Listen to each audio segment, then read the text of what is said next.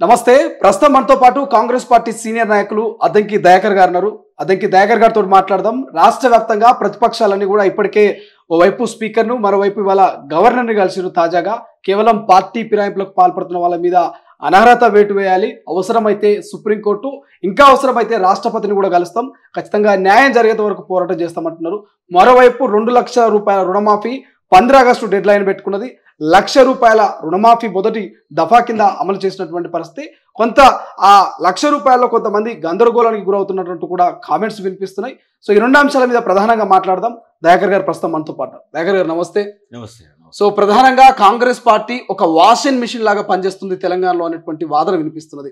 గతంలో ఢిల్లీలో బీజేపీ పనిచేసింది, ఇప్పుడు గల్లీలో కాంగ్రెస్ పనిచేస్తుంది అనేది ప్రధాన చర్చ. ఏం చెప్తారు దీనికి?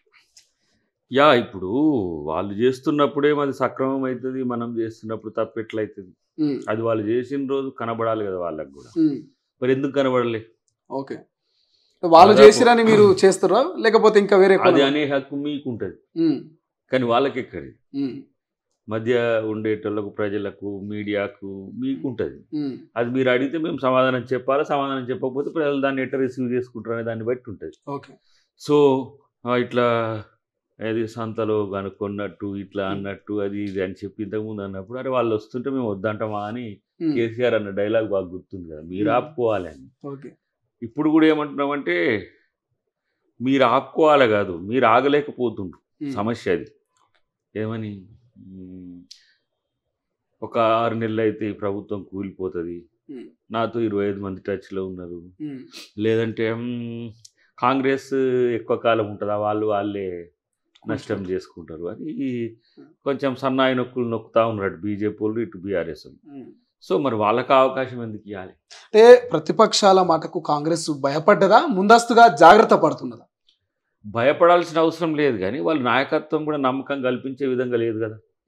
దానికి తోడు వీళ్ళు కూలగొడతా అంటే వాళ్ళు నిలబెడతా అని వస్తున్నారు. మధ్యన మేము మా ప్రభుత్వం పరిపాలన వైపు దృష్టి సారించింది, అన్ని అంశాల్లో చాలా క్లియర్గా ఉన్నాం. నేనేమంటుంటే వాళ్ళకున్న రాజ్యాంగ హక్కుల్ని వాడుకోండి, ప్రాథమిక హక్కుల్ని వాడుకోండి, రాజకీయ పార్టీగా మీరు రాష్ట్రపతి గవర్నర్ని అందరినీ కలవండి. చట్టం ప్రకారం మాత్రమే ఏదైనా పని చేస్తుంది కదా.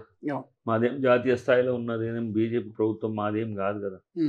సో మరి మీకు ఎందుకు వాళ్ళు సహకరిస్తారో, మాకెందుకు సహకరించలేదో కూడా జనానికి తెలవాలి కదా. సిఎల్పిని మర్జీ చేసుకున్నప్పుడు, టీడీఎల్పిని మర్జీ చేసుకున్నప్పుడు. కాబట్టి ఇవన్నీ కూడా జనం నమ్మడానికి శక్యం లేని పరిస్థితులు అయితే వాళ్ళ అస్తిత్వం కొరకు పోరాడుతున్నట్టుగా కనపడుతుంది. ఐడెంటిటీ క్రైసిస్లో ఉన్నారు, ఇంకా పార్టీ ఉంటుందా ఉండదా అనే స్థితికి నెట్టి వేయబడుతుంది. కాబట్టి ఆ భద్రత నుంచి చాలా పనులు చేస్తారు, చేయనియండి. అది మేము కూడా మరీ వాళ్ళలాగా బరి తెగించి ఉండాల్సిన అవసరం లేదు.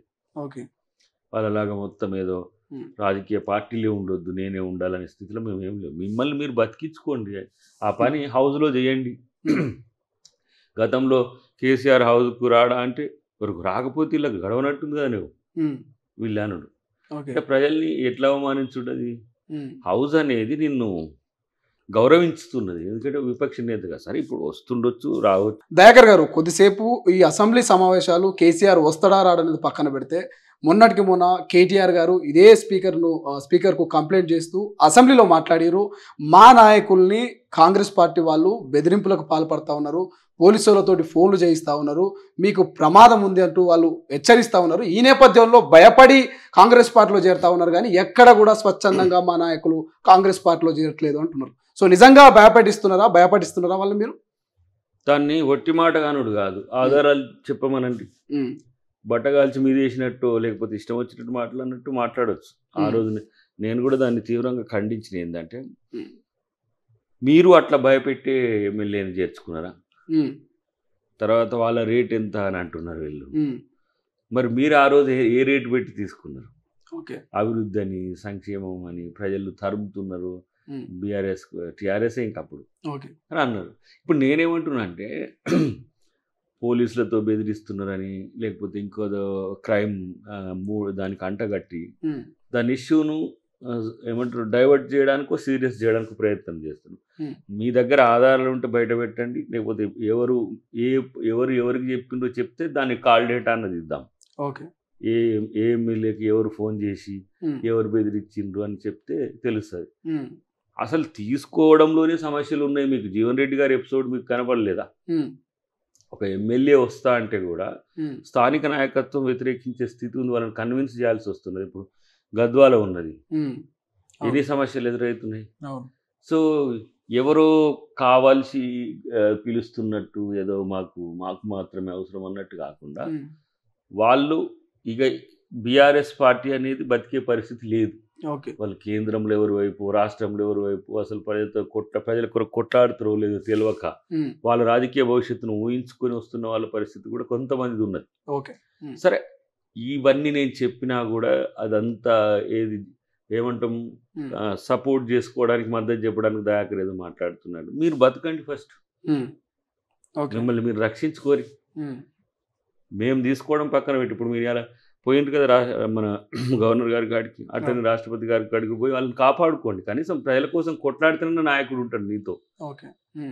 కొట్లాడకుండా ఊకనే అంశాలు కాని వాటిని తెర మీదకి తెచ్చి వాళ్ళ ప్రయోజనాల కొరకు చేసుకుంటే మరి మీరు ఎందుకు బీజేపీ దగ్గరికి పోయి పొత్తో విలీనమో ఏదో ఒకటి జరుగుతుంది, మీతో ఉంటాం కానీ మమ్మల్ని కాపాడండి సార్ అని ఎందుకు పోతున్నారు రాజకీయంగా? మీ దగ్గర ఏమైనా ఆధారాలనే వాళ్ళు పోయి మొత్తం ఢిల్లీలో ఉండి కలిసి వచ్చింది ఎవరినో చెప్పమనండి. మర్జ్ అయ్యే అవకాశం ఉందంటారా? బీఆర్ఎస్ బీజేపీ రెండు కలిసిపోతే పొత్తుంటే ఏంది, ఇప్పుడు పొత్తున్నా లేకపోయినా వాళ్ళు అటే. కానీ ఇక బీజేపీ వాళ్ళు అంత సింపుల్ గా నమ్మరు కదా. వస్తేనే వస్తా అంటే ఉండదు వాళ్ళ దగ్గర.